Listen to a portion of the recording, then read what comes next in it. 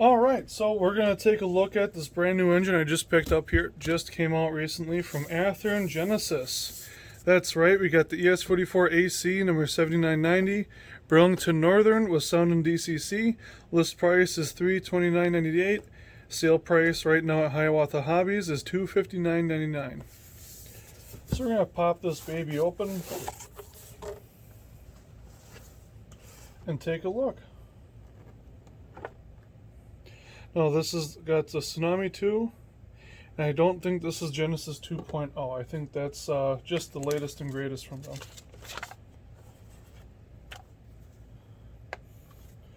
All your standard packaging. I noticed this guy had a little shifting that could happen in here.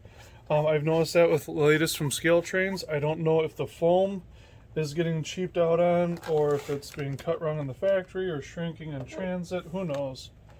But we're going to go through here. I did inspect this before I bought it because I actually purchased this. This is not just a review for fun.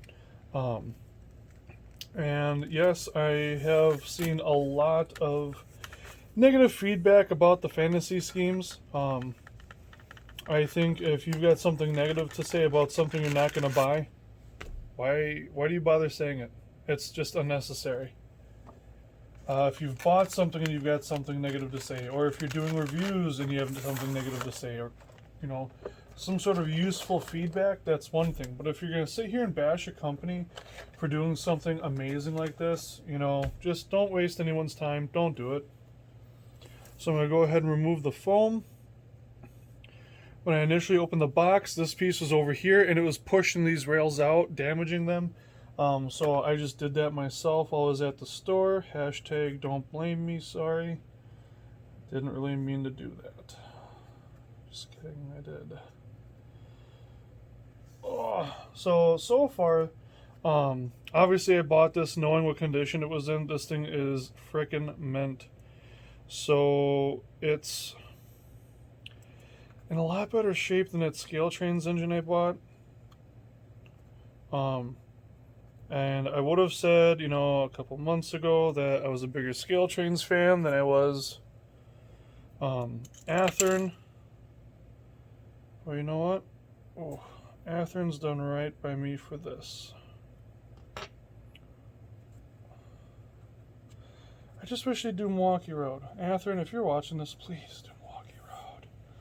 Please, I'll buy every stinking road number you come up with. I really will. Oh, just ask my followers on Facebook. So, we're going to bring this down and we're going to go over it.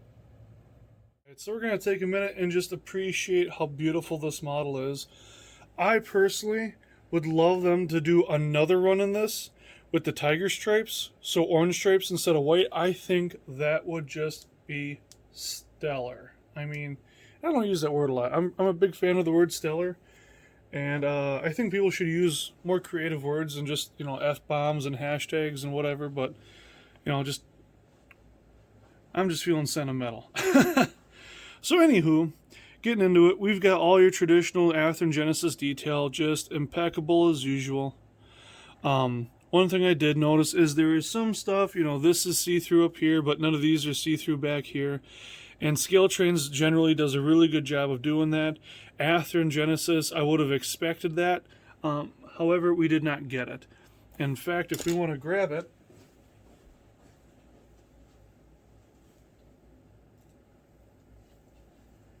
we could compare this latest model from Scale Trains, and you can see through this stuff back here.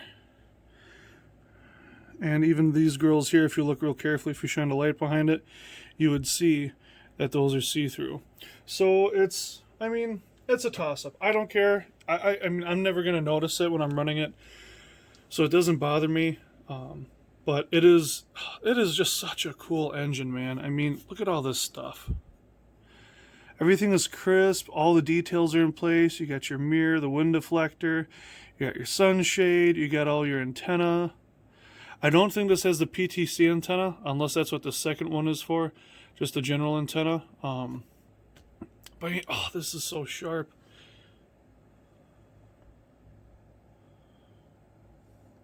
When you come to the back side here, you've got all your brake detail. for your brake hoses and whatnot, MU hoses, standard McHenry semi-scale coupler, knuckle holders. You got your hoses up here, coupler cut bars, beautiful steps, everything, the whole 9 yards, nice plastic chain. One thing, if I was really particular, if I had more time, I would change these out for brass chain, like actual chain, just because I think that would be the next step of insanity. One thing I do want to point out here, you can see a little bit more at this angle, is you've got these grab irons up here and down here, and I think those it makes it pop a little bit more.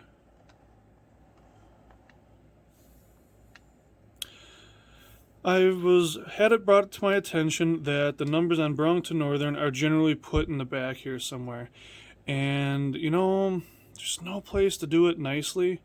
But I think maybe if you added the numbers here in bold, in a bigger space, that might make a little bit more people kind of think a little bit more of the nostalgia of, Burlington Northern with the big numbers. There's just no room back here with all this stuff. And it'd be hard to kind of patch that over and repaint it, but I honestly think that might not be the worst idea. So we're going to readjust, and we're going to get a little bit closer to look at some of the finer details on this. If you've already seen these models in person up close, nothing's changed. It's just a different paint scheme. But we're going to take a little bit closer look. We can focus a little bit more on the details that are back here. You've got your beautiful lights that are all LED obviously now at this point. And you can see some of the grab irons, the chain, and some of the other details back here a little bit more nicely. So as you turn it, you can see all the signage, all the placards, the brake wheel, the radiator flare. And this really is just a beautiful engine. You got all your grab irons along the side here. What's funny is I can see this better through the phone than I can in person. I don't know if you can see at this angle, but it does have all the piping underneath. The platform here for the different systems on the locomotive. I'm going to turn here a little bit to the cab. And you can see this is all see-through grills up here, nicely done. The paint is very crisp. I see nothing out of place in this locomotive, not yet, other than my friend who pointed out that the numbers should be towards the back. I think this is a very nice looking locomotive. I think this paint scheme also would have gone very nicely on an SD70 ACE. So you can see you've got the cab shade, you got your wipers, your grab bars, sand filler hose or sand fillers, stripes, your door, headlights. You've got black. It almost looks like black. Maybe those are green. Okay, so they're dark. It seems like a darker green. It could just be the lighting. But it seems like a darker green for these grab irons up here along the hood. And then you've got your ditch lights. Only on this end of the locomotive, obviously. You got your standard plow, hoses, McHenry coupler, all the usual suspects.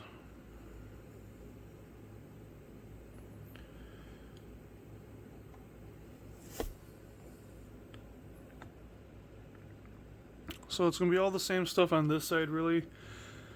Just a little less detail with fewer grab irons, fewer placards, fewer signs.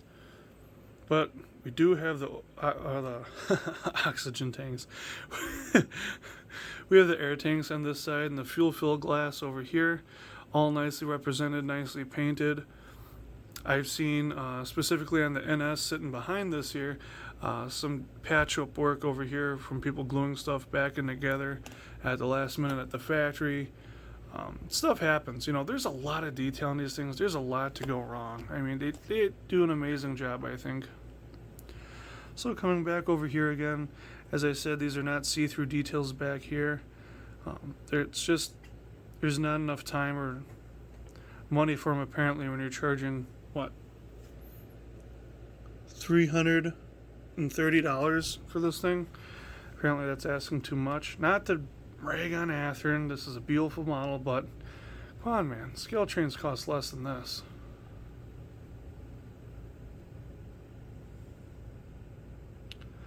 So with that, we'll get moving to the top. Alright, so we're at the top of the locomotive here. There's not too much to see. Got your standard exhaust stack here. Looks like a little plastic sprue maybe sticking out right there. Or maybe it's a sensor, I'm not really sure. You got all your little signs and placards along the top. 3-chime horn. Kind of disappointing. I would have liked something bigger, but there's no prototype for this, so it's probably whatever was laying around. I'm not sure if they changed anything between the Burlington Northern road numbers. But because there is no prototype for this, they could really do whatever they wanted. I'm not sure if we're missing a decal here. You can see you've got the orange on this side and the yellow on this side and nothing on there. Not sure if that's missing or whatever. Maybe they put this one over here instead of over there. I'm not even sure what they say. It's just danger or caution something.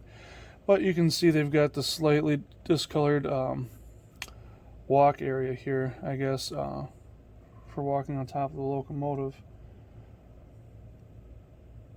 Nothing spectacular, nothing, well, I shouldn't say that, just nothing too unique. Obviously see-through mesh here, that's really nice. You can hear it's metal, and then you've got the fans here. Overall, it's a nice clean locomotive. There's a lot of space on here to just appreciate all the details that it has.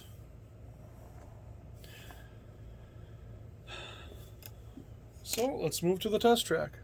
Alright, we're going to get this started here with a little sound check.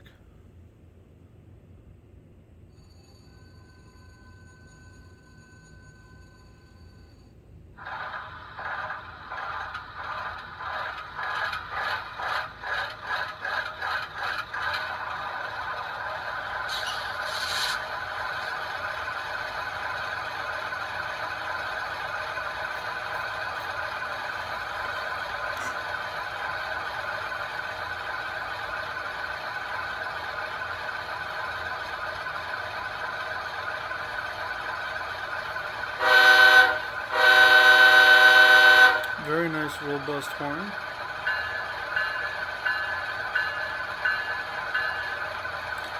The volume's not too loud. This would be, I think, very nicely set up for the layout the way I want it.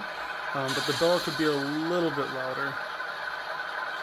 Let's get our headlights on here. Ditch lights.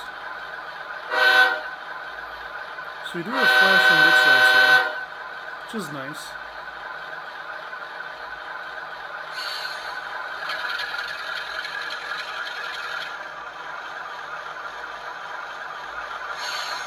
So a nice slow speed operation. I noticed that the last time I reviewed an Athearn Genesis, the last big 6-axle I did for the SD90 back, it had some problems at low speed, just because of the driveline slack or something, I'm guessing it was. I never really got an answer back on that, but we're going to put some cars behind this guy and see how he does.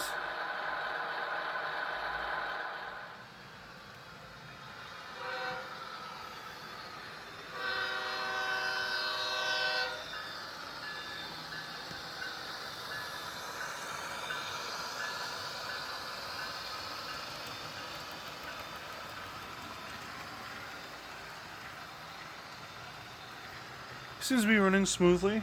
Gears were a little loud at first, but they're starting to quiet down as he breaks in. I'm not sure what you guys all do for a break-in period, but I usually let my locomotives run in each direction for about an hour or so. Varying speeds and varying loads. So one thing I think we can all appreciate is a swift response to commands, especially when it comes to a horn. It instantly activates and then deactivates as soon as I give the command to, which is kind of nice because some locomotives have a little bit of a delay. And this one seems to not, which is very nice.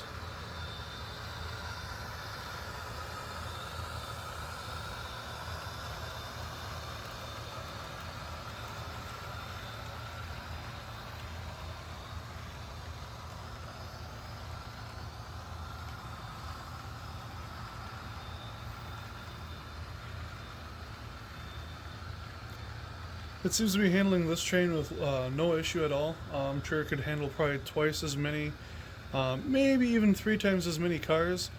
These have a little bit of friction to them too. They've been recently weathered and they haven't been quite broken back in. And I'm sure I'll be taking care of that very soon with this locomotive here. I actually have a pair of ES44s with Milwaukee Road paint that I'll be planning on running this with, because Milwaukee Road did interact a lot with the Burlington Northern and its predecessor, Northern Pacific.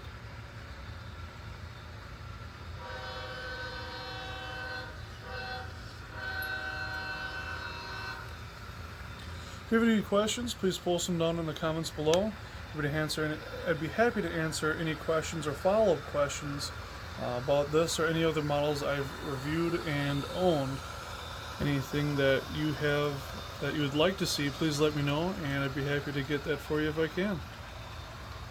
Thanks for tuning in, and we'll see you in the next episode.